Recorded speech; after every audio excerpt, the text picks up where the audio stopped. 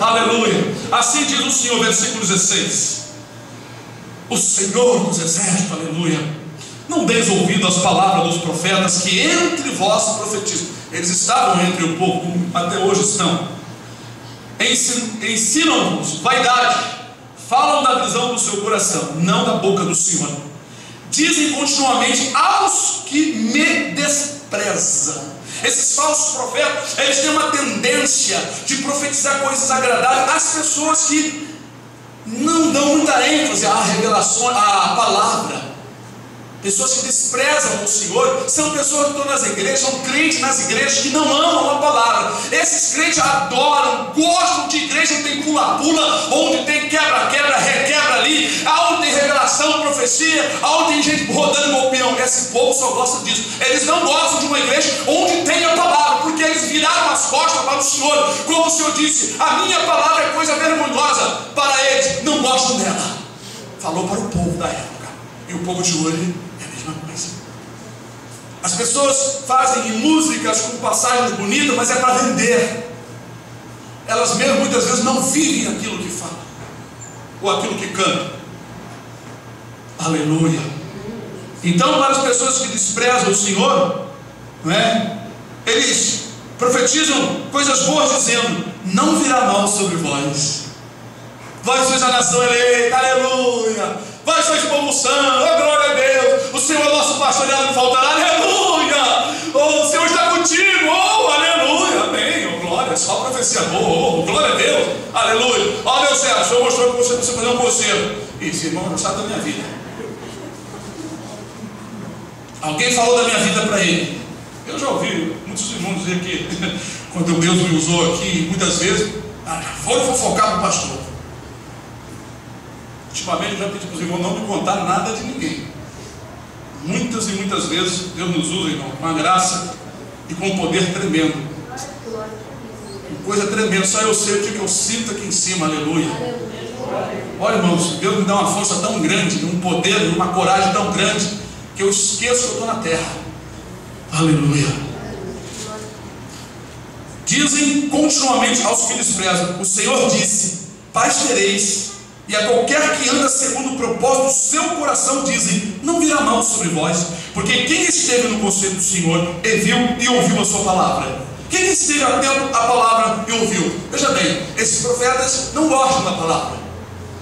Esses profetas estiveram no conselho do Senhor, estiveram aqui estudando, estiveram aqui aprendendo. Antes eles procuram ficar ausentes, para querer profetizar para outros cantos, para sair fora.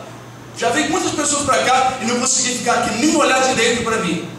Dávamos glória a Deus, aleluia, e ficavam ali disfarçando aquela coisa. Daqui a pouco vinha uma profecia. Vem com essa não. Pessoas que não são zelosas da palavra, pessoas que na verdade não amam, não demonstram que amam a palavra. Amar a palavra é uma coisa paciente, é uma coisa amorosa, é uma coisa sem pressa, é uma coisa com perseverança, aleluia. É algo regado do carinho, do zelo, do amor. Não é nada de fanatismo, essa correria, esse negócio de ficar pulando por aí, esse pula-pula, essa coisa estranha. Não é nada disso. Homens de Deus no passado, homens de Deus hoje e mulheres, são tranquilos, falam com sabedoria que vem do céu, falam com a graça de Deus, não são controlados por isso ou por aquilo. Eles são livres. Glória a Deus, aleluia. Libertos, guiados pelo Espírito. Eis que saiu com indignação a tempestade do Senhor, e uma tempestade penosa cairá cruelmente sobre a cabeça dos ímpios. Não se desviará a ira do Senhor, até que execute e cumpra os pensamentos do seu coração. No fim dos dias entendereis isso claramente. Essa palavra aqui, irmão, se refere que o povo, se refere ao povo que não entendia quando Deus falava pelo profeta Jeremias. O povo achava duro demais a mensagem do profeta, como as pessoas muitas vezes acham duro demais a forma como eu prego. Mas Deus me levantou assim, irmãos. Ele disse que eu estou te preparando para os últimos dias. Eu sempre tive essa graça de Deus de falar com veemência para as pessoas, mesmo que depois do culto as pessoas venham conversar comigo. Se eu tiver, não falar a verdade com amor, carinho, mas eu vou falar. Mas, irmãos, nós estamos padecendo no meio de tanta coisa estranha, porque o nosso coração entristece, como o de Ló ali por ver e ouvir tantas coisas abomináveis ali em Sodoma e Gomorra. Nós então padecemos, gememos, porque não concordamos com essas coisas, sabemos que o Espírito do Senhor se entristece, sabemos que muitos justos são deixados de lado por causa do interesse dos maiores. Bendito seja o nome do Senhor. Não mandei os profetas, versículo 21, e todavia eles foram correndo. Não lhes falei a eles, e todavia eles profetizaram. Mas se estivesse no meu conselho, então fariam ouvir as minhas palavras ao meu povo, e os fariam voltar do seu mau caminho e da maldade das suas ações. Veja que o povo estava em corrupção. Havia um sacerdote corrupto, havia os profetas corruptos, e havia também um povo no meio de Jerusalém cheio de pecado. O povo precisava ser orientado, precisava ser exortados, precisavam ser ensinados, corrigidos.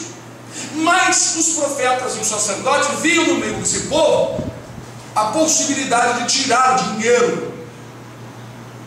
Mas tinha um outro grupo de pessoas que era Beloí, que sofriam com tudo isso, sofriam com o pecado do povo de Jerusalém, sofriam com o pecado dos sacerdotes e sofriam com o pecado dos profetas. Eram aquelas pessoas mais simples e humildes, que temiam o Senhor, e elas eram escorraçadas, elas eram espantadas, elas eram colocadas de lado. Jeremias estava no meio desse grupo. O que acontecia com ele, o que aconteceu várias vezes, maldade que se fazia o profeta, porque a palavra do profeta era dura demais, porque ofendia o status dessas pessoas, ofendiam a ganância, a posição que eles se encontravam. Enquanto eles se preocupavam com a sua ganância, os pobres sofriam, e Deus ficava triste porque a sua lei era desprezada, não era ensinada, injustiça não era feita, e Satanás reinava no meio de Jerusalém, no coração daqueles rebeldes. Não reinava completamente, porque as rédeas estavam nas mãos de Deus, e na hora certa Deus trouxe os juízos. Agora vamos dar uma olhadinha, irmãos, como Deus exortava. Por que esse povo era corrupto? Por que se corrompeu tão facilmente? E hoje, por que se corrompe o povo de Deus tão facilmente? Vamos abrir o livro de Deuteronômio.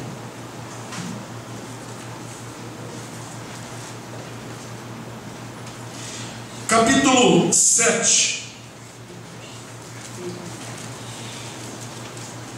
6 versículos. Do 1 a 6, que diz assim: quando o Senhor teu Deus te tiver introduzido na terra a qual vais a possuir, e tiver lançado fora muitas gentes de diante de ti, os heteus, e os girgazeus, e os amorreus, e os cananeus, e os perizeus, e os heveus, e os jebuseus, 7 gentes mais numerosas e mais poderosas do que tu, e o Senhor teu Deus as tiver dado diante de ti, para as ferir totalmente, as destruirás, não farás com elas conserto, nem terás piedade delas, nem te aparentarás com elas, não darás tuas filhas a seus filhos, e não tomarás suas filhas para teus filhos, pois fariam desviar teus filhos de mim, para que servissem a outros deuses. E a ira do Senhor se acenderia contra vós, e depressa os consumiria. Porém, assim lhes fareis: derrubarei os seus altares, quebrareis as suas estátuas, e cortareis os seus postes, e queimareis a fogo as suas imagens de escultura, porque povo santo és ao Senhor teu Deus. Senhor teu Deus te escolheu para que ele fosse o seu povo próprio, de todos os povos que estão sobre a terra. Irmãos, e de todos os povos que existiam naquela época, O povo de Israel recebeu esta mensagem. Eles deveriam ter um cuidado extremo de não transgredir e não fazer aliança, porque aquelas pessoas não queriam servir ao Deus de Israel. Então não se podia fazer aliança com aquelas pessoas, porque nós sabemos da lei do Senhor que Deus deu um mandamento para que eles tratassem os estrangeiros amorosamente, com carinho, que estivessem peregrinando em Jerusalém, mas estrangeiros que viessem com a intenção de adorar o Senhor e que respeitassem suas leis. Inclusive o Senhor disse que se algum dos estrangeiros quisessem participar das festividades, que os homens circuncidassem o seu prepúcio, a fim de ser como o natural da terra. Deus não estava excluindo completamente aquelas nações, mas ou todas as pessoas, mas essas nações que Deus ia expelir diante deles, eles estavam praticando o pecado há muitos anos. E Deus, no som dos corações, sabia que eles não queriam, na verdade, o Deus de Israel. Caso o povo de Israel fizesse uma aliança, essas nações iriam ensinar os filhos do povo de Israel à idolatria e ao pecado. Iriam se infiltrar e minar a nação, minar a santidade de Deus, minar as coisas santas do Senhor. Sempre foi o propósito de Satanás. E Deus sempre avisou o povo: não faça aliança com pessoas pecadoras. Nós pregamos para as pessoas se converter a Cristo. Não tem esse negócio que a pessoa vem para a igreja e vai permanecer no pecado para o resto da vida. Quando ela chega na igreja cheia de pecado, cheia de sujeira, nós a recebemos com muito amor e carinho. Mas se permanecer praticando ocultamente alguma coisa, ela tem que ser cortada. É como um fungo na igreja, ou um fungo na laranja, num outro alimento que vai passando de um alimento para o outro e daqui a pouco contamina tudo. Satanás sabe isto na palma da sua mão, e Deus também sabe, e nós precisamos saber disso, e precisamos barrar toda a impureza que queira entrar numa igreja. Não temos que olhar para dinheiro, posição social, coisa alguma. Nós temos que olhar o zelo que o Senhor tem de sua palavra, porque Ele diz lá em Jeremias 1: eu velo pela minha palavra para fazê-la cumprir. E nós temos que cuidar da palavra dele também, aleluia. Deus não conta com pessoas que não estão com uma colher tapando a brecha. Deus conta com pedreiros, com marceneiros, carpinteiros, homens que verdadeiramente dão sua vida para reparar as rupturas, para consertar. Porque as pessoas que não querem entrar na faculdade de Deus, não querem colocar a farda do céu, falar a linguagem dos céus, não vai entrar neste reino celestial. Assim é em qualquer país. Se uma pessoa de um país vai para o outro e ele começa a transgredir lá, não se coloca nas leis de lá, não tira a sua identidade, não se legaliza, ele será deportado ou preso ou executado até lá mesmo. As nossas leis é assim. Por que nós vamos transgredir as leis de Deus? Considerando que é coisa de fanático, que é coisa de religião. Aleluia. Não existe lei no mundo tão perfeita quanto a lei do Senhor. Os ignorantes ou pessoas que pervertem para desmentir e dizer que a lei de Deus é corrupta, eles é que na verdade destroem as veredas da justiça. Mas quem são esses sacerdotes, esses homens? Começa por aqui. Sacerdotes e profetas, olhando para os seus vizinhos, para as nações vizinhas daquela época, aprenderam seus caminhos malignos, fizeram aliança com eles, e até ímpios se achavam no meio do povo. Até pecadores de outras nações foram introduzidos dentro do templo, foram colocados como sacerdotes, foram colocados como homens santos. Até templos de Baal foram construídos em Jerusalém. Essa é a maneira de Satanás infiltrar-se no povo para corromper o resto. Primeiro ele traz um santarrão cheio de dom, até fazendo milagre. E vou dizer mais, irmãos: os mensageiros preparados por Satanás não são demônios, não, são gente capacitada, dotada de demônio para fazer cura na igreja e para pregar a Bíblia, mas corrompidamente, de uma maneira que as pessoas às vezes não percebem, não conseguem discernir o que está acontecendo. Nós vamos chegar mais adiante, irmãos, porque é muito interessante. Vamos abrir nossas Bíblias no livro de Juízes. Aleluia. Juízes capítulo 2, versículo 1, 2 e 3, está escrito assim: e subiu o anjo do Senhor a Gilgal, a Boquim, e disse: do Egito vos fiz subir, e vos trouxe a terra que a vossos pais tinha jurado. E disse: nunca invalidareis o meu concerto convosco, a minha aliança, o meu pacto que eu fiz com vocês. Eu fiz um acordo com você. Você não pode invalidar. Se você invalidar, você vai se prejudicar. E quanto a vós, não fareis concerto com os moradores desta terra, antes derrubareis os seus altares. Mas vós não obedeceste a minha voz. Por que fizeste isso? O anjo falou. O anjo estava brincando, apareceu um varão, um anjo em forma de um homem, para Josué, já ancião, e para o povo de Israel, e falou bravamente, falou com muita garra. Por que fizeste isso? Pelo que também eu disse. Ele estava falando pela boca do Senhor: não os expelirei de diante de vós, antes estarão as vossas ilhargas, e os seus deuses vos serão por laço. Quando o povo ouviu isso, choraram amargamente. Estava determinada uma maldição. Irmãos, presta bem atenção. Vocês pensam que o Senhor não age da mesma forma? Se Ele fala contigo uma, duas, três vezes, e você não toma tendência, Ele não vai te ajudar a tirar o mal da sua vida, e você irá padecer deste mal. Não é isso que Deus quer. É isso que Deus quer? Não. Mas é isso que tem acontecido com muitas igrejas e religiões. Não se importaram de tirar o profano do meio dos justos, de apartar do meio da congregação os ímpios, pois o Salmo 1 diz que o pecador não permanecerá na congregação do santo. Quando fala em excluir, segundo as Escrituras, pessoas que continuem, querem continuar praticando pecados que a nossa Escritura, a nossa Bíblia, a nossa regra de fé diz que não devem. Estas pessoas que não têm arrependimento, elas devem ser excluídas do rol, não só do rol do membro, da congregação também.